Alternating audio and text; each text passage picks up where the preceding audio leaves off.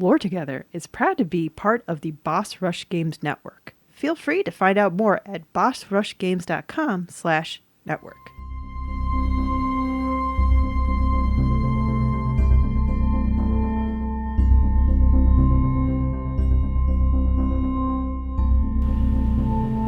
Hi, I'm Safi. And I'm Mystic. And this is Lore Together. This is the podcast where a husband and wife team go over all the storytelling, world building, and characters of video games.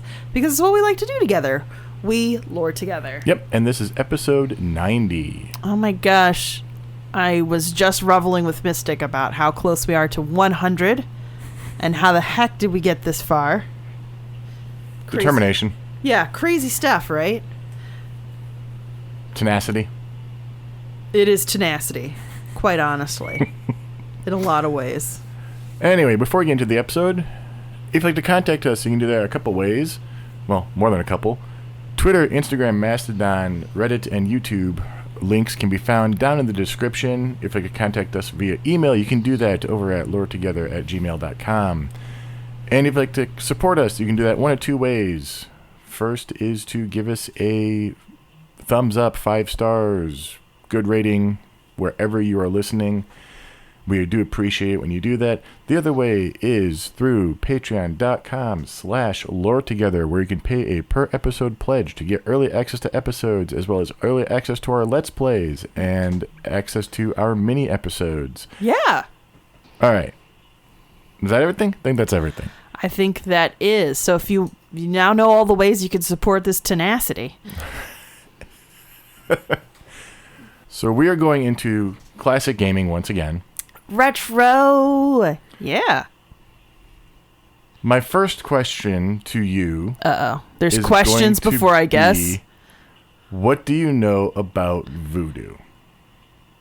Voodoo, which is a kind of evolution and melding of old traditions from the African diaspora,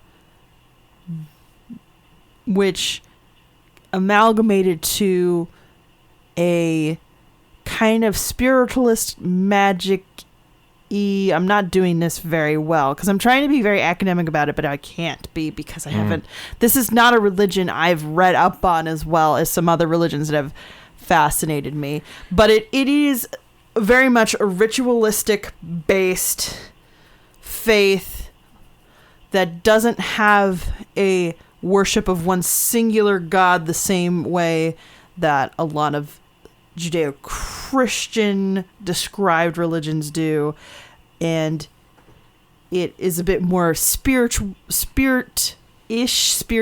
based.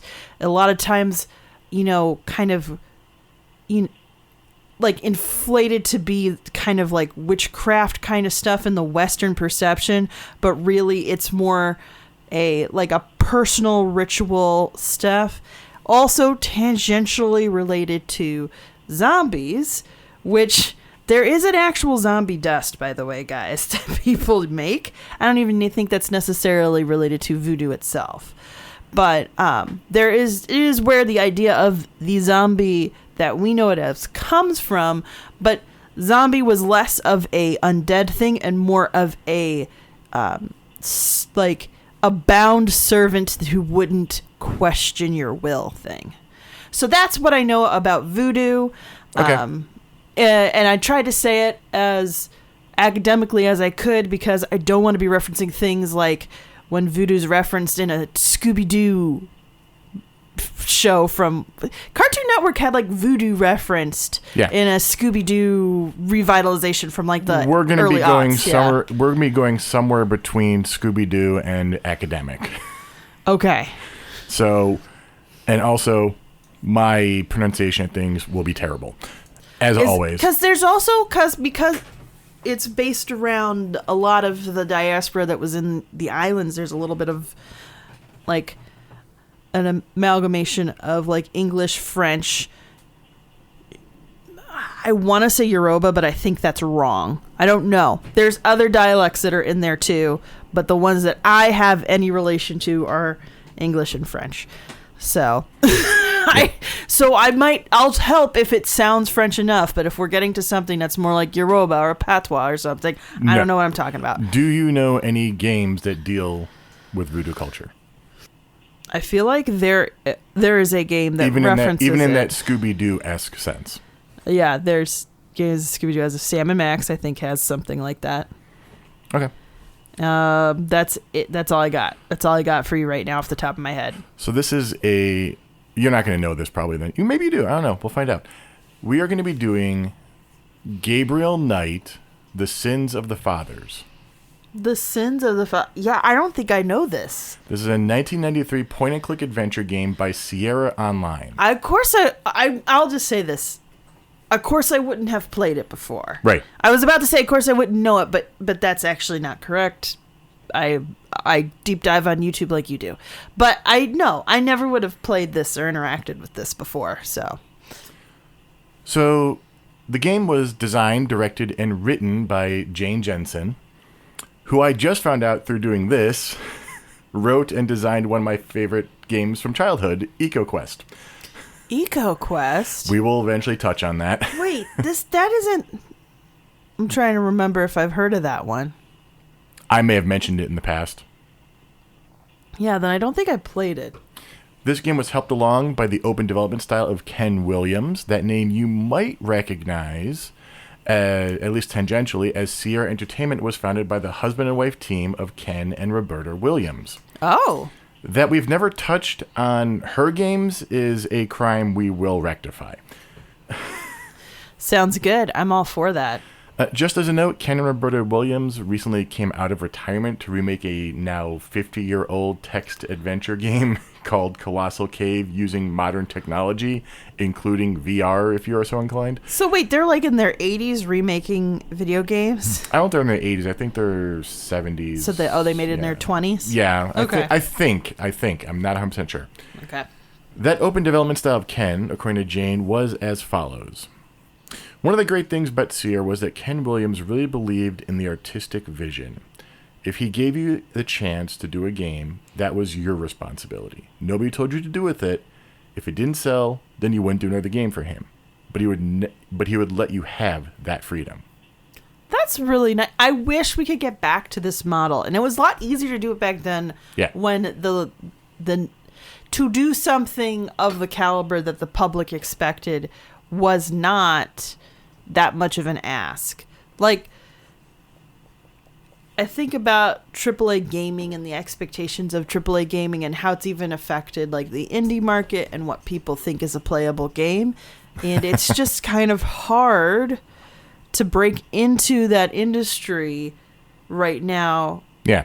Because of the fact that the standards have been brought so high. Back when this was just point and click adventure, I mean, you could very easily have somebody working by themselves for a year or two and make a very detailed, developed game, because there were only a couple of components they would need to do. Like, you'd have to do the music, you'd have to do the art style, which was usually pixel based, and then you'd have to program the game with the text and the dialogue and everything. Now, despite all of that, Gabriel Knight was not a commercial success. Okay. Yet, despite what we just heard, it still spawned 2 sequels. Wow. A remake. Technically, that's not Sierra, but still. Okay. And couple novels, actually. Wow. Written by Jane Jensen. It has the accolades you'd expect for the time. Mm-hmm. Adventure Gamer's 20 Best Adventure Games, Computer Gaming World's Adventure Game of the Year 1984, and honorable mention in the AV Club's Top 100 Games of All Time. Wow. So, people are still thinking about it years after it came out. Mm-hmm. The game also came with some heavy-hitting voice talent, including names like Tim Curry in his first video game role. Whoa! Tim, that's somebody I should cover for the Patreon. Tim Curry. Mark Hamill in his first video game role. That was his first one? Oh my gosh. Michael Dorn in his first video game role. Michael Dorn! Ephraim Zimbalist Jr. in his first video game role. You probably don't know that name. We'll get to that in a second. Oh my gosh. But I probably know who that is in theory. You at least know one character. And Leah Remini in her only video game role. Leah Remini? Seriously? Leah Remini, who I've liked more for her investigative work than I have actually for her actual acting work, which is Okay. a me problem. All right. Is a me problem. I will accept that. We also have other names you might know, like Jim Cummings. I feel like I know who that is. You have definitely heard his voice. He has played everything from Winnie the Pooh to Sub-Zero. Okay, so I know of Jim Cummings. He's been in. You've heard him. Mm-hmm. And Rocky Carroll, who we would know from the brief stint of time when we watched NCIS. Rocky Carroll. Wait a second. He was the director. Really? After in the later seasons, you've seen him. So after Kate's gone. Way after that. Okay. All right. So most of those you knew to some degree or other, or have seen. You have heard Ephraim Zimbalist Jr. He had a long career in Hollywood. Oh. But is probably best known to those of us in the millennial generation for his voice work as Alfred Pennyworth in a plethora of DC animated shows in the early 90s and 2000s. Okay, so of course I know. I've definitely heard him before. And if he's done Alfred Pennyworth, he's definitely done a bunch of other stuff because... Dr. Octopus yeah. and a couple of things. More of a theater and early, like... decades movie guy, not someone that we would have seen often, but played Alfred Pennyworth in a ton of stuff. You know, he's probably somebody who, if I brought up his IMDb and I mentioned to my mom who loves movies, she'd be like, "Oh yeah, he's in such and such thing or something," and I would be like, "What?" And she's like, "Oh yeah, you watched it with me when you were a kid," and I'll be over my head, but I'm sure she's right. There's a 20th anniversary edition of the game that just came out a few years ago. In 2014, 2015, one of the two. Mm-hmm. Also directed and written by Jensen, because they touched up some stuff. Wow. Which changes the voice cast, the artwork, the music, still by the original composer, though, and adds details in some scenes and updates the gameplay. Reason for the recast, it was kind of contentious, but the original audio was lost, and pulling it from the game kind of wasn't good enough quality, so they just had to. That's really sad. And a lot of those actors are a lot more money now. They're a lot. And there is a lot more money in doing voice acting for video games. Yes. Also, a lot of those actors, like, that's 20 years, so... Yeah. Yeah. Yeah. Yeah, I mean, heck, Michael Dorn still, to this day, could probably pull in Pretty Penny doing that kind of work. Yeah. Also, for the release of the 20th anniversary edition was a comic that takes place after the third game. Like, they had a comic that takes place after the third game released in prep for the first game's re-release. This is sounding a lot like when I found the Primal Rage comic. Like, yeah. Like, did it get completed? Did we finish the story arc at least? So, yeah, that's a little weird. The only reason I bring that up is the original release had a prequel graphic novel. Whoa! That was included in the physical releases of the game. I want this graphic novel now. It's included with the 20th version, like, as a PDF. So. Oh, okay, I'll read that. Very cool. We're gonna run through it all right now. So. Oh, we're gonna start okay. there. So I don't need to read it. This is the episode. If you want everything, I guess. The story starts with the village elders of Charleston standing around the sixth victim of a series of brutal murders. So you're saying village elders. So this sounds like either it is... Olden days. How olden days are we talking about? We're in America, but the slave trade is still a thing. So we're probably talking about... So elders is more of a social distinction than it is a position that's assigned to you. Okay. Well, they talk about the devil being at work. Gunter Ritter, a Schattenjäger. Oh, what'd you call me? From Germany, a monster hunter and detective. What's that called again? Schattenjäger. Schattenjäger? Schattenjäger. Schattenjäger. This reminds me of... My dad liked to watch the World Cup on Telemundo because he liked how they announced the German names when German was playing. There was somebody named Schweinsteiger, they would go like Schweinsteiger, like they'd get really excited about it. He loved it. He thought it was the best reason. So yeah, I'm sorry, I just had to mention That's that. fine. But a Gunter Ritter, a Schottenjäger from Germany, Schottenjäger, approaches them. He is greeted coldly by Mayor Crodwell, then turns to examine the corpse, informing the elders that there is indeed witchcraft involved. Kind of feels like a witcher, honestly. Yeah. Yeah. I mean, like it's hearkening a lot of that, and there's a lot of the same kind of names coming up too. A young black woman approaches the scene. The mayor calls her Eliza and then asks what she is doing there. Eliza is Crodwell's slave, and she has a letter for Gunter from his family. Oh, so we do have slaves in here. Okay. Yes. We do also get kind of a love at first sight thing between Gunter and Eliza. Okay. Okay. Gunter then, you're going to be sighing a lot. Gunter then writes his father a letter informing him about his arrival and his intention to question the local slaves, and requesting more information about the murders in Saint Dominique, where similar markings were found as those around the bodies in Charleston. Okay. During a visit to the mayor's house, Gunter finds Eliza alone and asks for a glass of water. They start to talk, and Gunter asks her about herself. She tells him that her real name is Titello, and that she has been sold to the West Indies after her tribe in Benin had been attacked by white slavers. Okay.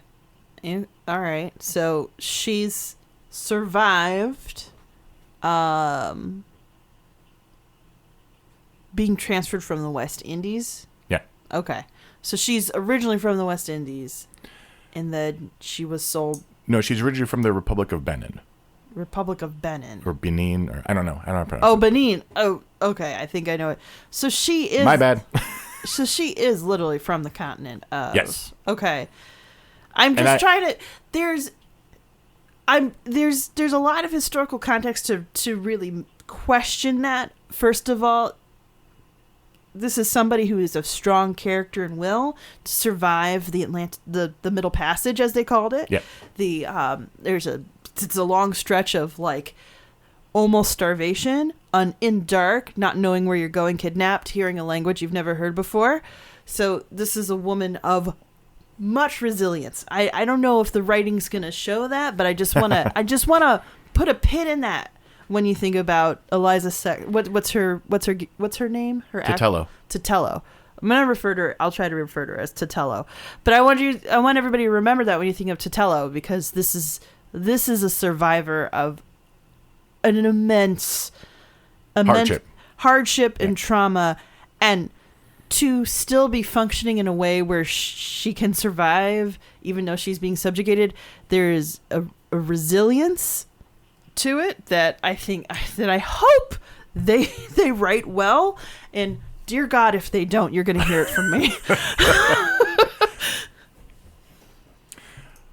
When her owner died, Crodwell bought her and took her to Charleston.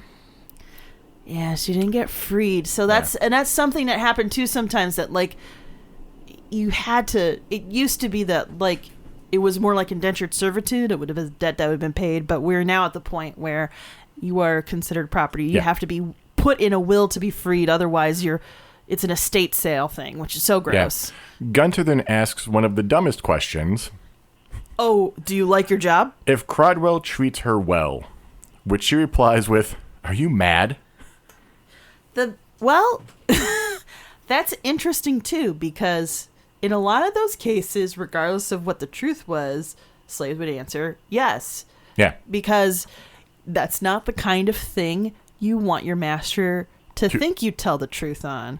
Yeah. Or overhear, God forbid. Yes. There's been a lot of God, this is unfortunately a subject I know well to an unsettling degree because of all the things I happen to be interested in. But there's definitely a lot of questioning about how the history's been recorded, because there was a lot of former slaves who were interviewed in front of their former slave masters when they were still living on the land and had jobs with these former slave masters. So you have to critique the historical record of it. So she's resilient, and also she apparently has a sense of self that has such high fortitude that she's even willing to give a little bit of attitude. Yeah. Remember, this is in the mayor's house that they're meeting. There's so much being revealed about this character and what little you've told me about Totelu that I'm amazed. I'm amazed at how much that I hope. And again, I really hope they keep this consistent. This is really interesting. And it's also interesting that Gunter is going out of his way to treat her humanely. Yeah. Because I don't know the history of slavery in Germany. They weren't really part of that trade in the same way. They were colonizers, but it was a little different. But even if Gunter comes from a background that doesn't have slavery, to be somebody in a society you're working in and to still acknowledge the humanity of the quote-unquote property is kind of a significant character choice as well to make in this story. So I'm sorry, Mystic, I'm going to be doing this a lot more than I usually do because there's a lot of things I have to say about it. Cradwell returns home and Gunter leaves. Mm-hmm. The next day, while investigating at a tavern looking for more information on the victims, Gunter meets Totelo and greets her by her real name. She reprimands him, reminding him that she is called Eliza and a slave. So she doesn't want to get in trouble, at least. Okay. She said, "Are you mad?" Probably because she knew, what's his name, Cradwell or Cromwell? Cradwell. So she knew Cradwell wasn't around, and she's like, "Are you gonna get me in trouble?" And now she's really like, "No, seriously, you're gonna get me in trouble. Please don't get me in trouble. That's really painful." Yeah, basically they could both be in trouble if anyone overhears. He apologizes and tells her he doesn't know slaves and the formalities in dealing with them. He doesn't know any of this. She tells him since he isn't her master, she doesn't have to tolerate his attention and to leave her alone. That is, for so many reasons, the safest thing she could do for herself in this moment. This is definitely her just trying to survive day to day. Yeah. Except later that night, Totelo comes to Gunter's room. What? Asking about his homeland, and Gunter tells her about the Ritters and his role as a Schattenjäger. He also shows her the family talisman before confessing his desires for her. I want to puke. I'm sorry. This has gone really fast. This is not an equal power dynamic in this attraction. There's a lot of different... I can't. I'll be going on so many tangents, Mystic. Please continue. Totelo calls those feelings Zinstigi, or I don't know how that's supposed to be pronounced. Zinstgi. I tried to look it up. Most of the stuff I found was either like someone's name or this game. Like, so there's no reference to the language they used in this instance? I didn't look forever on it, but yeah. Okay, well, I'll hopefully I can figure that out later before the live stream or something. So this is the unwanted, a desire between two people that has a meaning in the great plans of the universe. She says that he did not have to come to her to fulfill his desires. He replies that he didn't wish to be like the others. Frankly, I find that whole line a little confusing to me. Maybe I'm not picking up some context that's supposed to be there. So wait, what did she say? That he didn't have to come to her to fulfill his desires. Come to her to fulfill his desires.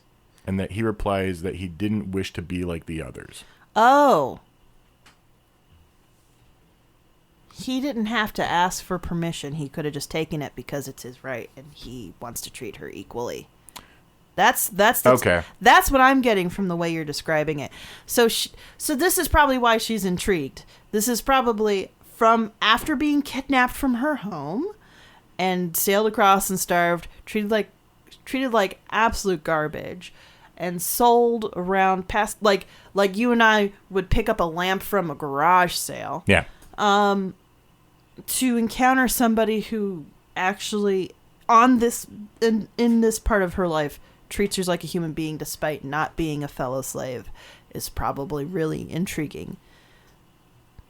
Just I have complicated feelings about Titulo right now because I'm not sure how realistic this is. But at the same time, it's a story. Let's just keep going. She starts to undress. Oh, okay. Oh, I feel gross. This saying is wrong. It is good this way because she can make her own choice. Gosh, this feels like a male power fantasy. And they end up sleeping together. That sounds like somebody wanted to write a romance novel so bad. I don't. This is written by Jane Jensen. So. Well, like. No, that doesn't take away what you say. I'm just saying, I like, don't know. to tell you that. Women, as a woman, even as one who practices a little bit of radical vulnerability, that is very radically vulnerable considering the position Titulo's in. Yeah. The risk that she's taking being caught like this. The risk that she's putting Gunter in to sully somebody else's property when you think about it. Like there's a lot of context in here where that is not realistic. That's not safe. Let's be entirely honest here. If this was not a graphic novel, and a short graphic novel at that, and was a book, there'd be a lot more nuance probably here and a lot more layers to it. That makes sense, and I will give them that they seem to be trying to do some hard work to get to a reasonable point with this character interaction. I am not buying it. Some weeks later, Mayor Crodwell and Gunter talk about the ritual murders.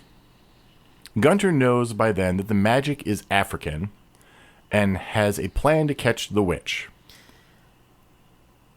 Yeah. He'll pretend to be a sailor from the West Indies, let himself get caught, and then expose them. All right. Okay. The plan works. The witch is about to plunge a dagger into Gunter's heart when the blade touches his talisman. The magic of the talisman wakes the witch from her trance, and she recognizes Gunter. She takes off her leopard mask and reveals herself to be Titulo. Gunter's men attack the coven, killing many, but Gunter tells Titulo to flee. So wait, was Titulo under some sort of hypnotic spell doing this ritual? Kind of, yeah. Okay. And was and they said the coven, so there's a whole group of... Yeah. Okay. Later, after the remainder of the witch coven has been imprisoned, Gunter goes to Titulo to demand answers. She tells him about how her father tried to save her tribe from a terrible drought. He prayed to the Awa, spirits in voodoo culture, for help.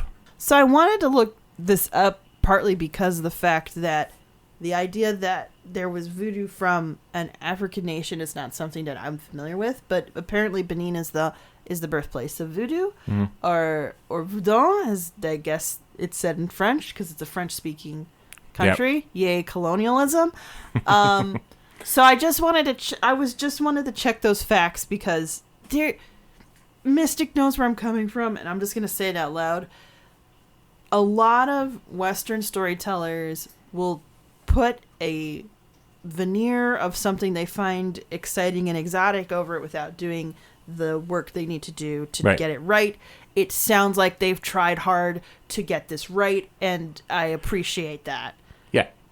And I did mispronounce it. It's not an I, it's an L. He prayed to the Loa, which are the spirits. Okay. Yeah. Okay. It's Loa, but it's pronounced Loa. Loa? Yeah. Yeah, then it's probably not even like French. It's probably related to a native tongue there that I don't know. But anyway, he prays to them for help. Finally, Ogun Badagiris, I have no idea if that's at all how that's pronounced, but that's how it looks, answered, and in return for rain, he demanded Titulo as a human sacrifice. Oh.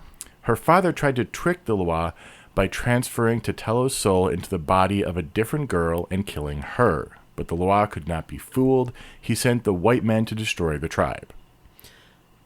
Interesting. Okay. All right. The ritual killings in Charleston were the price Titulo and her people had to pay to get back in favor with Ogun.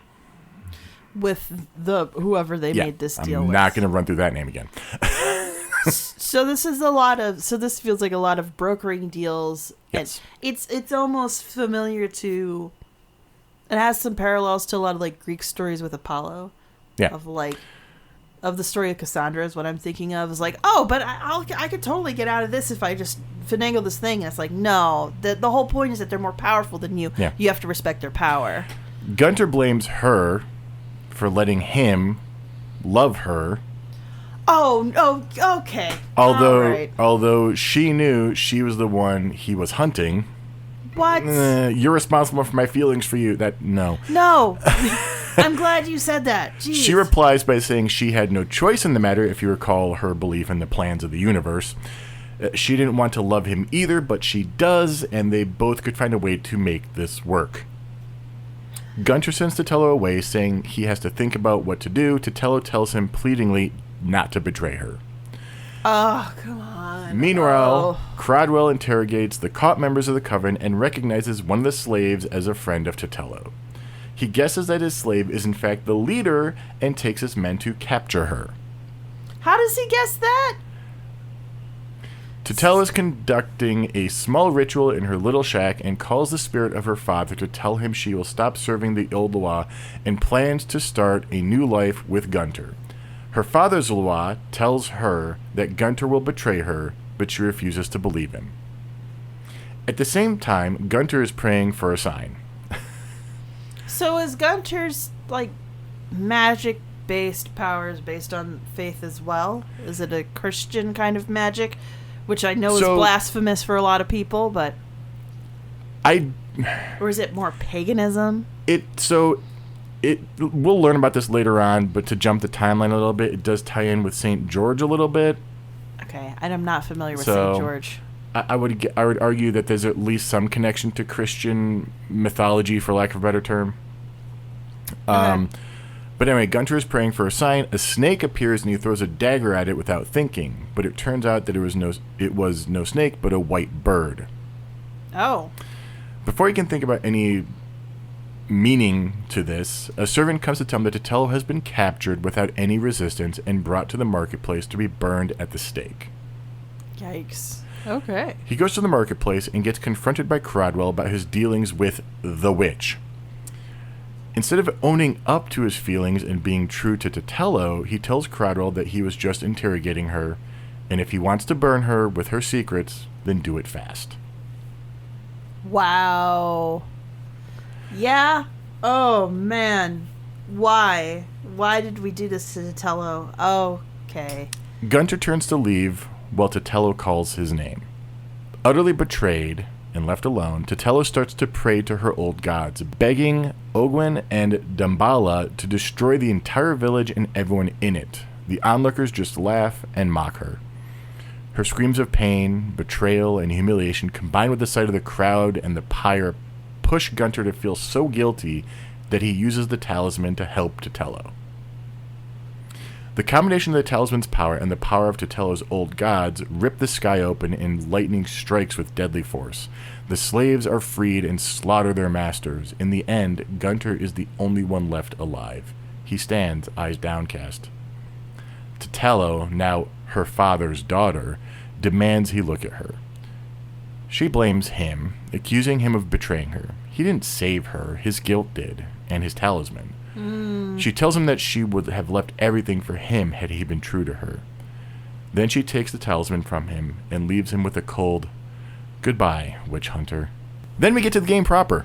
I'm so glad we didn't end that story on a minority woman suffering thanks to a white man's burden, quote unquote. Like, that was getting really bad really quick, and then they were like, So how this usually ends is not how we're doing this here. At least for the prequel. At least for the prequel. We have not gone through the whole story of the game yet. It may be bad. It may be good. We don't know.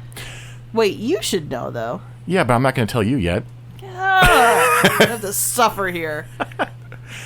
We're going to be doing very broad strokes for the most part here. The game takes place over 10 days of puzzles and conversations and all the stuff you'd expect of the genre. It's pretty dense. The game follows Gabriel Knight. Gabriel a Knight. struggling novelist and bookshop owner in New Orleans. He is the author of the Blake Backlash novels, of which he has written at least 3. So what time period are we in now? We are in the 90s now. All right, we're pulling a interview with the vampire time switch here. Blake, so the 3 novels are Blake Backlash, The Barber's Revenge, Blake Backlash, Blood on the Mississippi, and To Hunt the Night, Blake Backlash. He's been having weird nightmares as of late, involving a woman burning at the stake and turning into a leopard. A leopard? Yeah. Okay. In the hopes of getting some new ideas for a novel, he unofficially joins the police investigation into a spate of killings which apparently have some voodoo overtones, though the police are quick to point out that it's just a scare tactic not involving any actual voodoo practitioners. Okay, and we have to trust that these... And this is in New Orleans? Yes. The cops may or may not know that. I don't know. I also... Like, it depends on who's... What... Some investigators are great, and some investigators are horrible. Keep in mind, this is also the 90s, Yeah. and so these games are still a little bit tongue-in-cheek. We're not doing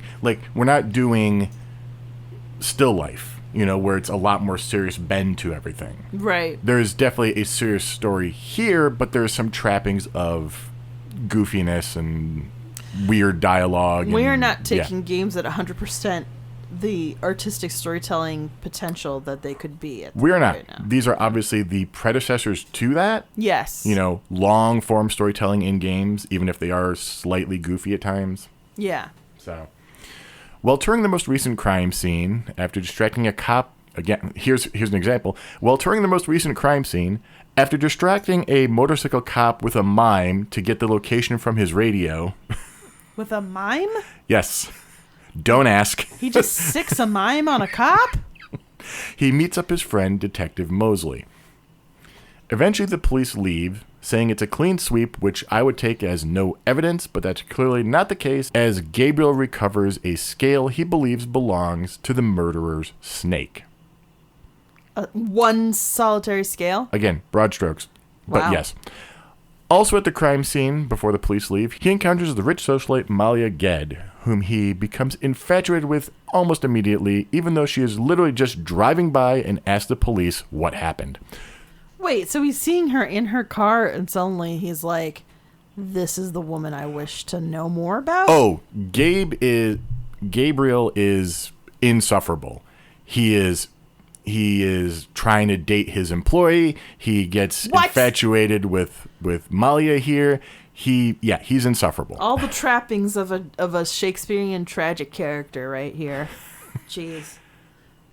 I believe there's some dialogue with his employee of stop trying to look down my shirt. And he's like, I'm just trying to remember something or something like that. Yeah, it just That's so gross. Yeah, he is not a character I would like to know, but he is the character we have to work with. So, which is funny because I think he was on like a list of the most memorable gaming heroes or something too. Is he memorably disgusting? Is that what we're referencing here? Yeah, and keep in mind, so Gabriel is voiced by Tim Curry.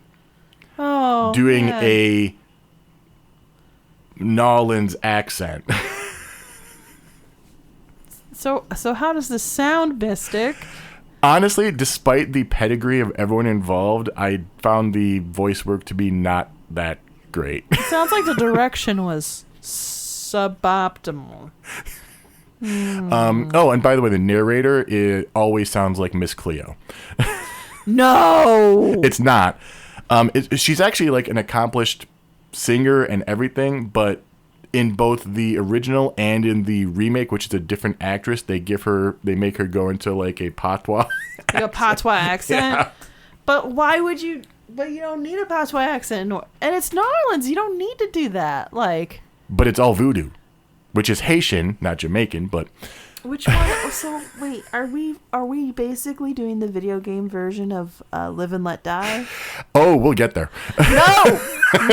If everybody in Harlem knows each other and is calling each other on the phone, I am out, Mystic. I am walking away from this microphone and I'm not doing this anymore. You're ruining a line I had later in the episode now.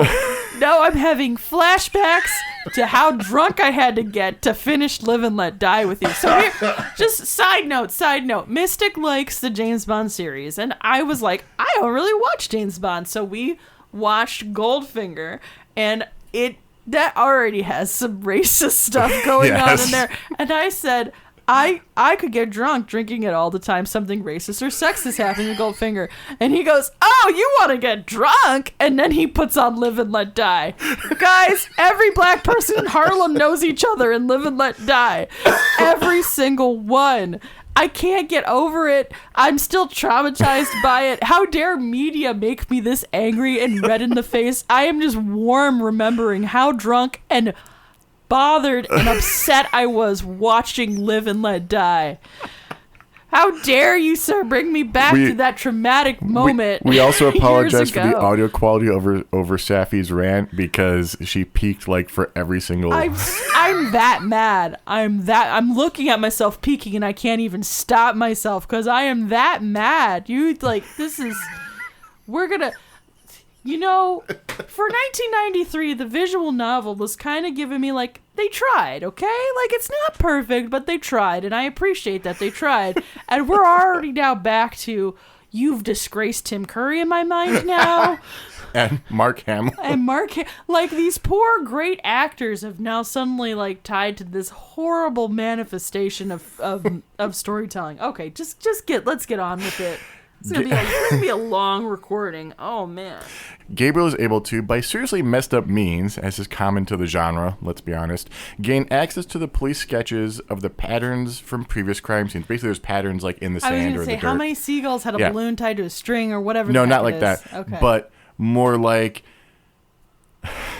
hey, can we get a picture together? And then somebody comes in who wouldn't let him copy a file to take a picture of him with his friend.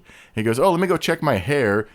Goes to the photocopier, copies the thing he's not supposed to copy. Yeah. Wow. And by this point, he's actually also stolen someone's police badge. We'll get there. He then Did he also sell somebody a bridge in Brooklyn? No. Oh, my gosh. He then reconstructs the patterns, which turn out to be a Vive. I think it's pronounced V-E-V-E. I could be wrong. There's accents over it. I don't know how to pronounce it. Wait, Vive? Maybe. V-E-V-E? Yeah. With an accent? Okay. You wouldn't know the difference between aigu or grave. Vivre. It could be a vivre. It could be a reference to French. I need to stop thinking everything is French. So, either way, this is part of Haitian voodoo. It's basically the symbols for the spirits. Haitian voodoo, yeah, then it makes sense that it might be related to French. And is something the police have neglected to even attempt to research. They basically have like half of the puzzle, but never put it together. He then presents his work to a Tulane University professor named Hartridge, who confirms that it is an act of real voodoo practitioners, contrary to the police theory that the voodoo is merely a cover for an underground gang war, which sounds like something that gangs... That's too much work. Right. Okay? That's way too... First of all, let's just say this out loud. If a gang is operating, it's because they're doing quote-unquote business. They're protecting their ability to sell illegal assets. That is too much time and energy to pretend that your murders are actually something else. Right. It makes more sense that you cover up your evidence doing other ways to like conceal the identity of who's killed or put their body in some place they won't be found for a long period of time. That's what you do. Because that's easier than saying, all right, we're going to LARP out this murder so that our assassination doesn't look like it's related to our business activity, our illicit business activities. Yeah, so Gabriel investigates local voodoo-related people for a link, including Dr. John, owner of a voodoo museum, Magentia Moonbeam, a local voodooine. Who? Magentia Moonbeam. Magentium Moonbeam. Yeah. I'm going to want to see a picture of what this character looks like later. And Madame Casino, a old Creole woman. Oh, okay. After being attacked by Dr. John's snake, he concludes that the snake is likely the one from the crime scene, and hence Dr. John is involved. With the help of Moonbeam, Gabriel decodes a message left in the cemetery for Dr. John, hence discovering how the voodoo group sends its messages, at least one way. We'll get to the other one later. Gabriel also obtains a copy of Casino's bracelet, which she claims is enough for entrance to voodoo rituals. Her bracelet's enough to enter to... Okay, sorry, video game logic. Moving on. The professor at Tulane contacts Gabriel, telling him that the Vive's origin, but is murdered before he can do so, leaving behind only a cryptic note referring to the Agris tribe from Benin. Huh. Okay. Weird. Meanwhile, Gabriel is contacted by a German man claiming to be a distant relative. He talks to his grandmother and tells him that his grandfather's original name was Heinz Ritter, and hence the man calling him, Wolfgang, is his real great-uncle. Okay. Wolfgang tries to persuade Gabriel that he is in mortal danger based on visions he's had, but Gabriel ignores him. Wolfgang also tells him that his family is a line of Schattenjägers. Schattenjägers! Who fight supernatural beings. You know, at first I was feeling bad for talking about pronouncing German names this way, but I feel like I shouldn't feel too bad anymore. Especially for being part German, I think. I think I'm getting a little bit more of a pass as time goes on with this. You're going to hate this. Oh, no. Gabriel attempts to initiate a romantic relationship with Malia Ged, first by impersonating a police officer using Mosley's badge. I'm going to puke. And then by deliberately encountering Malia at her family's tomb. Wait. Okay. So we literally just mixed Ted Bundy with the Night Stalker. Oh, you're gonna hate this even more. What kind of sick person thinks this is attractive? Though initially he's rebuffed, Malia shows up at Gabriel's bookstore and the two sleep together, much to the consternation of Gabriel's employee, Grace Nakamura. Wait. Oh, okay, wait. We are, again, broad strokes, but yeah. This feels so gross. This is so much worse than a graphic novel. I did so much couching of the graphic novel just to be disappointed. So, and wait, Grace is what, jealous? No. Okay. Is she just annoyed? I get the sense, especially with Leah, with Leah Remini's acting, that she thinks he is a slob, a pig, a lout. So she just thinks whatever her boss does is gross. Oh. She literally calls him a lout in her opening lines. Okay. So yeah. So she just doesn't like him. Period. I just wanted to make sure it wasn't some weird like. It's a temp job for. It's like a seasonal job for her. Okay. That she just got, and I don't think she's like, happy. Why with it. make this worse? I just want to get through this summer or whatever season we're in and move on. So Mosley invites Gabriel to sit in on an interrogation of a confidential informant named Crash, who knows about the voodoo killings. Though Crash doesn't help the police, Gabriel follows him and observes him speaking with a drummer in Jackson Square. I'm really sorry you said Crash, and because of how this is going, I only envisioned this being Crash Bandicoot. Okay, so one of the things I watched while researching this, just to get a broad overview, because I played this game back in the day, I kind of forgot about it. Yeah. But just to get like an overview of the story, the Internet Historian has one, and they replace Crash with Crash Bandicoot in some of the What? Internet Historian has one? Yes. Okay, I'm gonna find this. This is amazing. Oh man. Gabriel follows Crash into the nearby cathedral and confronts him with the voodoo object he got from Casino. Crash admits that he knows the voodoo cult, but knows nothing more. He does tell him that the rotted drummers all over New Orleans are used to send messages around. So this is a little like Live and Let Die, where everybody is radioing around following James Bond through Harlem. No. Stop bringing this back to me. I'm getting hives. I'm allergic to this.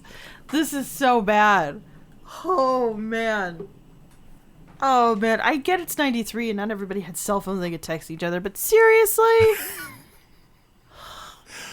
Crash, suspected by the cult to have spoken to the police, has been poisoned and dies. But Gabriel makes a copy of his snake tattoo, which Crash says is the mark of that the cult recognizes. Is he gonna start is he gonna draw one on his arm? Gabriel It's like, I'm sorry.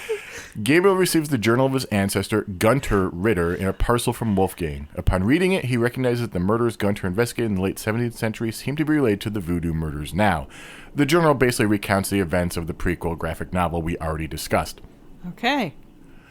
By decoding the drum messages being sent by the Rada drummer in Jackson Square, Gabriel deduces that Dr. John will be attending a conclave that night at the Bayou St. John.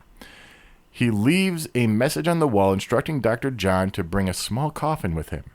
Gabriel places a wireless tracker in the coffin and follows the signal to the conclave. He attempts to infiltrate the ritual and observe the murder, but is recognized by Dr. John, who drugs him with an airborne powder. Okay, that makes sense, actually. The ritual mentions Titello by name, confirming that Gunter Ritter's case involved the same cult. Though dazed, Gabriel recognizes the woman conducting the ritual as Malia, though she's being possessed by the spirit of Titello. Why did I see that coming from a mile away?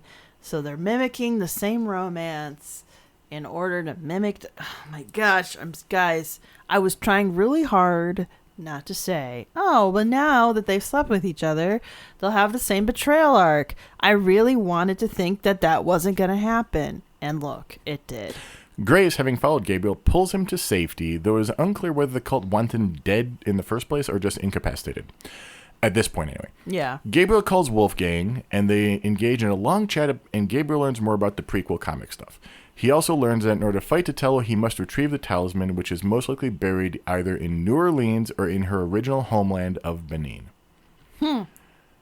Gabriel returns to the Ged tomb, thinking that the Ritter talisman might be there. He opens the central door after hearing breaking glass and finds the body of Mosley in a coffin.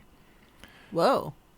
Well, not a coffin, one of those drawers in a mausoleum. So it was a mausoleum. Wait, as in like the whole body was in? Yeah. Okay, so it's not like a cremation mausoleum. Right. Okay. Shocked, Gabriel drops his flashlight and is knocked out from behind. He regains consciousness after a while and looks at the drawer again, only to see that Mosley's body is gone. But there was Mosley's wallet inside, so he takes it with him and leaves the tomb. Realizing what he's looking for is not in New Orleans, Gabe heads back to the bookstore. Grace tells him that Wolfgang called and said that he found what he was looking for and that the house in Germany now belonged to Gabriel. Wait, there's a house in Germany that now belongs to Like a family Gabriel? estate, yeah. Oh, okay. Well, did Gabriel even know this exists? No. Oh. Having settled his mind, Gabriel decides to travel to Germany to learn more about his family's heritage and the talisman he's been seeking. Having no money to finance the flight, he charges Mosley's credit card while feeling guilty doing so. Gabriel then says guilty. Yeah. Gabriel then says goodbye to Grace and heads to the airport. However, arriving in Germany, he discovers that Wolfgang has already left to find Titello's base.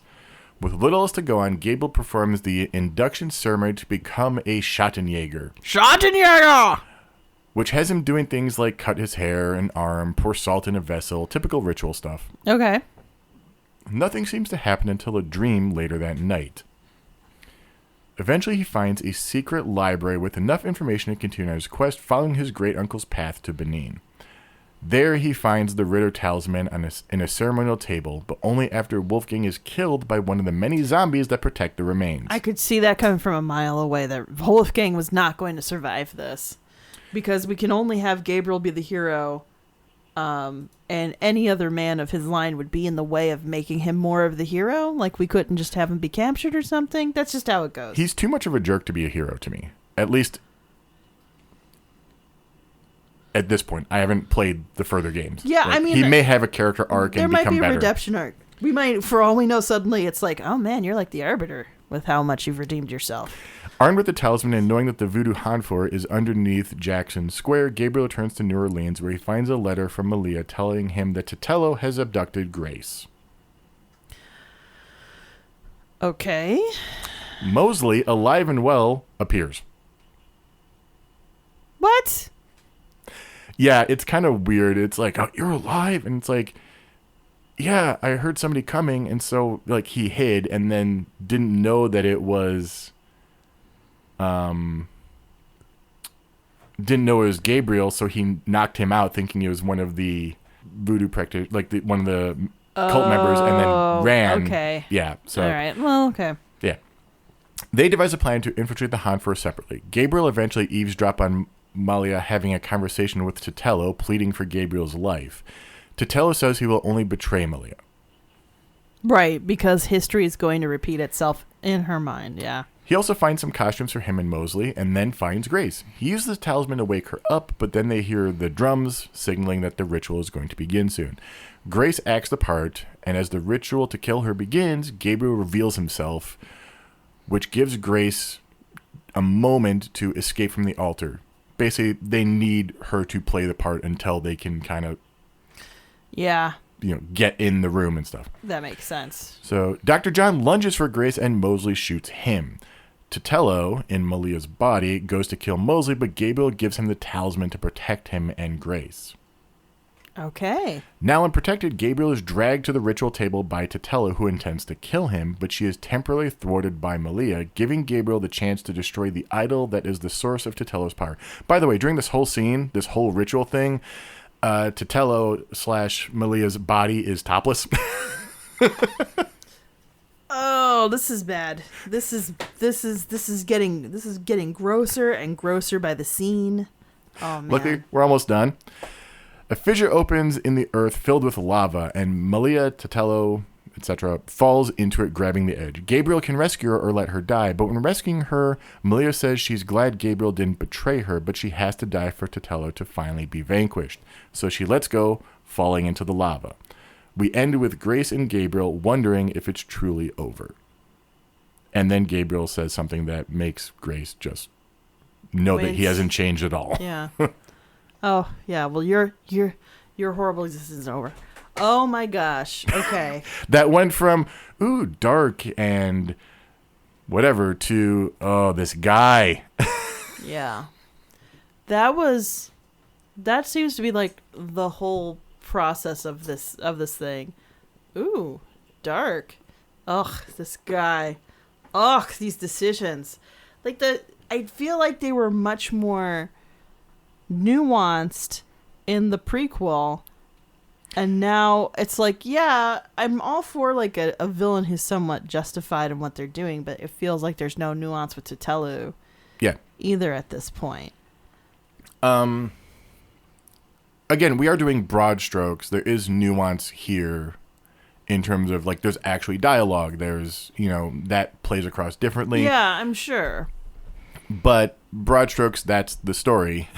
I've got so many feelings right now. That said, I did find it funny that like half of the Let's Plays I watched for this one. Yeah. Because let's be honest, I don't play all the games we play all the way through. There's very few games I'm able to do that for. It's hard to do that when you're watching Little Buddy and you've got your other job and everything else. Yeah, that's hard. And if you would like to help Mystic with this, you can support us on Patreon at patreon.com/loretogether. But I love, like, in the last scene there, like, about half of them blurred to tell. Right. It's completely unnecessary. And it just feels really weird in some cases, I'm curious if the 20th anniversary still has that. Yeah, because that feels like... It feels like that the video game was kind of falling into the idea of this is video games are a male dominated audience. I don't think the 20th anniversary is going to change all of that. No, I don't think so. I feel like Gabriel's still going to be really problematic. Yeah. I mean, some of the problematic aspects are just also the humor of the game. Well, that doesn't mean the humor's good. It just means it's problematic. Yeah. I don't know. I liked the nuance in the prequel, and then they just flushed it all away with how they implemented the actual game. It's really disappointing. I'm curious to actually check out the novel. There's a novelization of this. I'm wondering if that is. I mean, I wonder if a lot of this might be like a lot of the goofiness might be due to the gamification. I hope that's it, and it's just not how these people genuinely thought a story like this should. No, okay, honestly, the main plot is going to be roughly the same. Mm-hmm. Gabriel's still going to be a jerk to women. I mean, yeah, I think this is the thing that bothers me about it, too. Titello is a villain who's basically justified in how she felt way back then. Yes. And it sounds like in the prequel, she's like, okay, I'm over you, Gunter, because you ain't the one. And it sounds like she would have moved on. But if she's moved on, why is she still the spirit that's with, what was her name, Malia? Yeah. Like, something about that doesn't read right to me.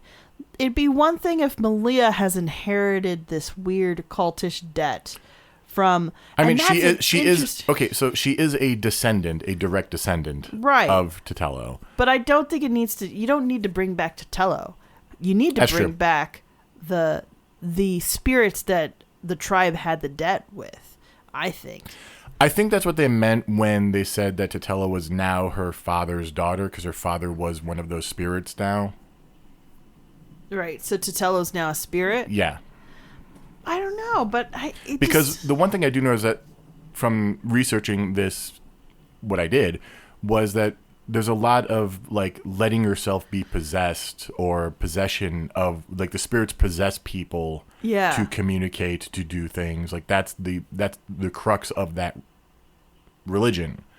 Okay. So I think that's kind of like the spirit that is Titello is, you know, maybe who we were talking to in the prequel, who Gunter's talking to in the prequel, like, is Titello, but isn't. Like, I wonder if that's Titello's really that body, or if that body is being possessed by Titello. I mean, okay, I'd have to read it to see if there's like any nuance about that, but probably not. Yeah, that's the thing. I don't think there is. I feel like this story could have been handled much better. Now, yeah, people are good at the defense that's going to come out as, well, it was a product of its time. Yeah, that time could have still done better. We still could have had better stories that represented this situation better. I mean, I literally can't get over, like, the thing is, when it comes to this game is it a fun game? Is it a great example of the genre? Yes. Okay. Is it well done? Yes. Is it an example of Sierra games at their peak? Yes. To a degree. I mean, obviously they had later on peaks when it came to like Half-Life and stuff, because they were responsible for Half-Life. Okay. You know, publishing Half-Life and stuff like that. But I think it suffers a lot from the tropes of the genre. You have to have the wisecracking, kind of oafish protagonist. You know, Guybrush Threepwood also has to crack a joke.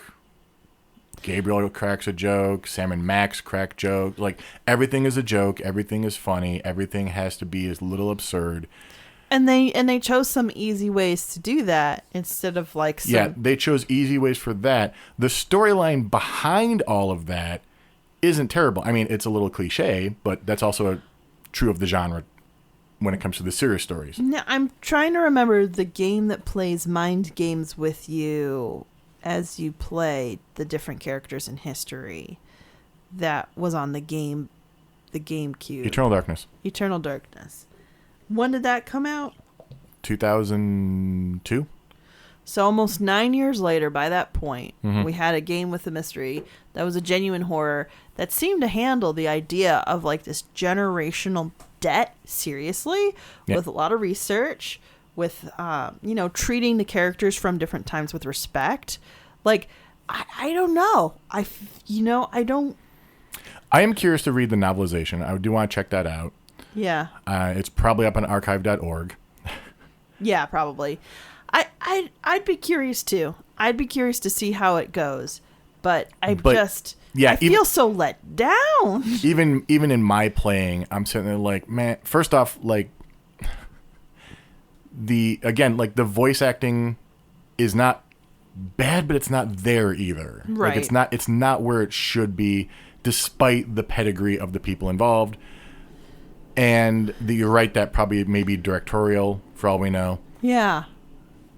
And that's voice director, not Jane Jensen, because I don't think she was voice director. Right. Or it could just be, again, we're dealing with writing for the genre at the time. Because these days when we do point and click, like modern point and clicks tend to skew more serious, or they are handily in the camp right area, you know? Yeah, and there's a very heavy tradition of camp in that, in point and click. Right. This one tried to, I think, have both. I don't think you can do that with something. You can't have something as serious as what you talked about in the graphic novel. That's the prequel. Yeah, and the art style is obviously also very different in that graphic novel than in the game. Yeah, and then try to integrate the seriousness of that story with what you end up doing in this, where you have a character like Gabriel Knight hamming it up, being kind of a gross dude, you know, with crazy jokes and bad puzzle solutions. Like, I shouldn't say bad puzzle solutions, but like goofy puzzle solutions. I don't know. I feel like there's a tone disconnect there. Yeah, I do believe the second game is better received. Like, this is the start. Yeah. And I think the second one didn't perform as well commercially, but I think in terms of like critics, it was actually more lauded. Okay. Like, I think maybe they thread that needle a lot better. Yeah. I think maybe they thread that needle a lot better. And I think maybe this may have been dragged down by the story, like not the storytelling, but the themes that they're trying to pull in. Yeah. In terms of like voodoo culture and Haitian culture and Creole and New Orleans, and that's another thing.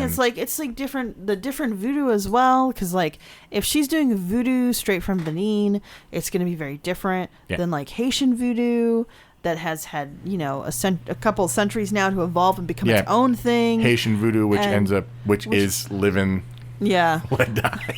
Live and let die. At least live and let die kept that consistent. Yeah. And then, like, you know... Live and Let Die had a lot of problems, but... And you mentioned a character that's Creole, and there's, like, a history of what it means to be Creole in New Orleans, and how being Creole was actually a designation when you were a part of a French colony, and...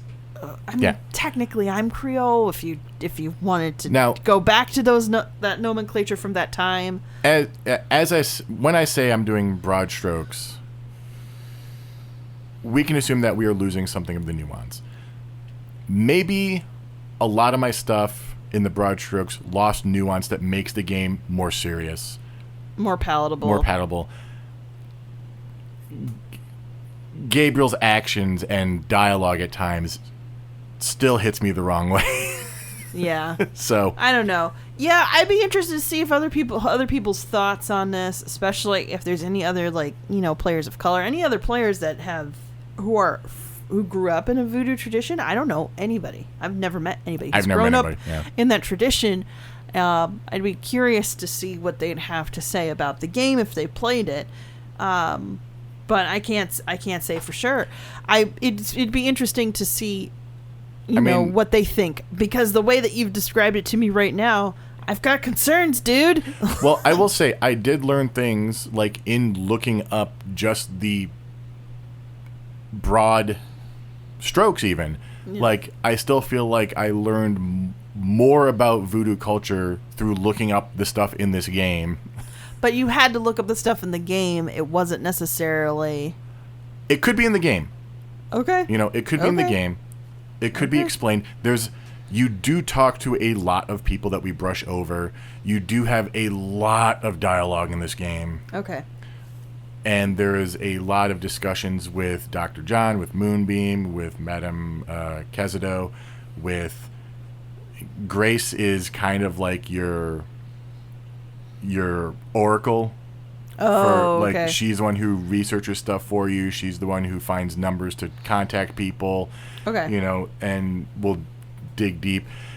You know, you talk to the cops about all these different things with the patterns and stuff. So there is, and of course you talk to the doctor about actual voodoo stuff. So right. There's obviously somebody did some research at some point. It's not just, you know, oh, we looked up Baron Samedi after watching Live and Let Die and just worked, a couple names in. We put a character in with a skull paint on his face and a top hat with some beads, and we hoped that it worked out. So, somebody actually did some research somewhere, so there is at least some care taken. It's just That's Gabriel good. is still just an SOB. It could be part of that. And for me, it's not even necessarily that they didn't do research on the characters.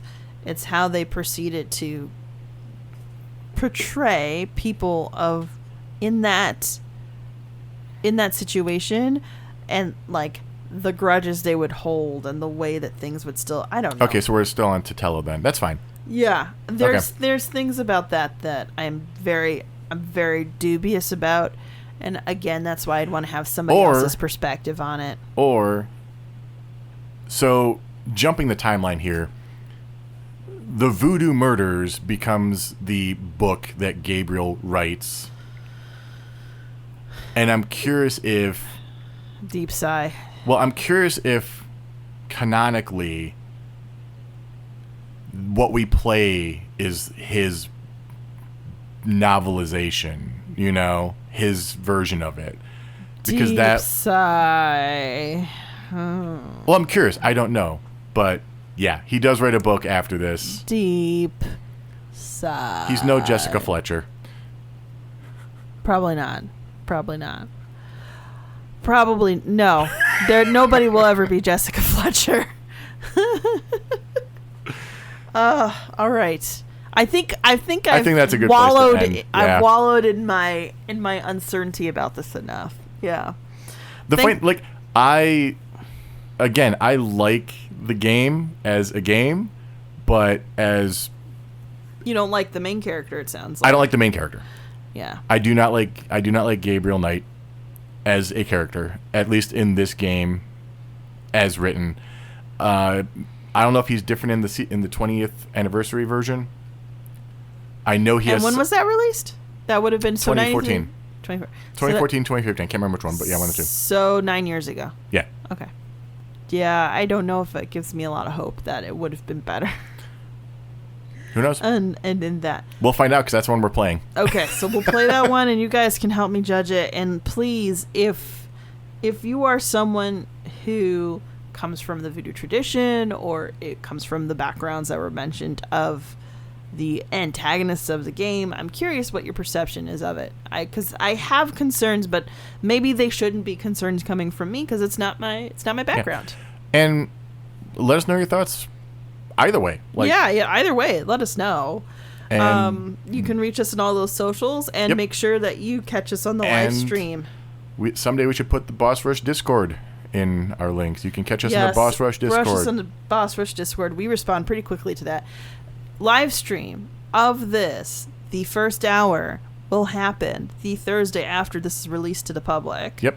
So you can also converse with us there. We definitely interact with the chat. Yep. And then alternate Thursdays, we are still doing Tacoma, but we're almost done with it. We might be finishing up Tacoma the Thursday before this releases to the public. That's true.